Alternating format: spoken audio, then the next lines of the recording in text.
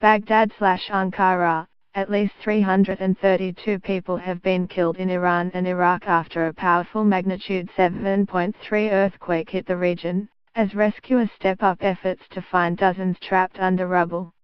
State television said more than 328 people were killed in Iran and at least 2,500 were injured. Local officials said the death toll would rise as search and rescue teams reached remote areas of Iran. There are still people under the rubble. We hope the number of dead and injured won't rise too much, but it will rise, Mojtaba Iqadar said. The earthquake was felt in several western provinces of Iran, but the hardest hit province was Kermanshah, which announced 3 days of mourning. More than 236 of the victims were in Sarpalizub County in Kermanshah province, about 15 kilometers from the Iraq border. Electricity was cut off in several Iranian and Iraqi cities, and fears of aftershocks sent thousands of people in both countries out onto the streets and parks in cold weather. Iranian state television said the quake had caused heavy damage in some villages where houses were made of earth and bricks. Rescuers were laboring to find survivors trapped under collapsed buildings. The quake also triggered landslides that hindered rescue efforts, officials told state television. At least 14 provinces in Iran had been affected, Iranian media reported. The night has made it difficult for helicopters to fly to the affected areas and some roads are also cut off. We are worried about remote villages, Iranian Interior Minister Abdolreza Rameh Fazla said in an interview on state television.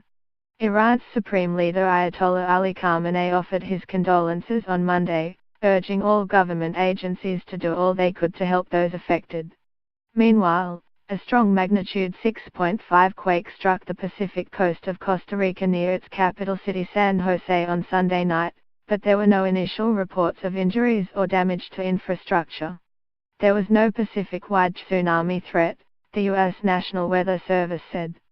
Costa Rican President Luis Guillermo Solís said authorities were gathering information and asked residents to remain calm and to be prepared for any possible aftershocks.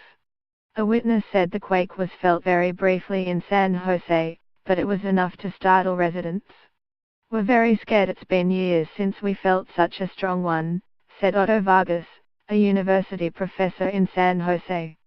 The quake hit in a rural area near the touristic city of Yaco, where there are few tall buildings.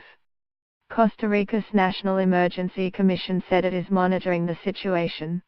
Neighboring El Salvador's Civil Protection Agency tweeted that the quake caused some electrical posts to fall, while the Civil Protection Agency in neighboring Panama said there were no reports of damage there.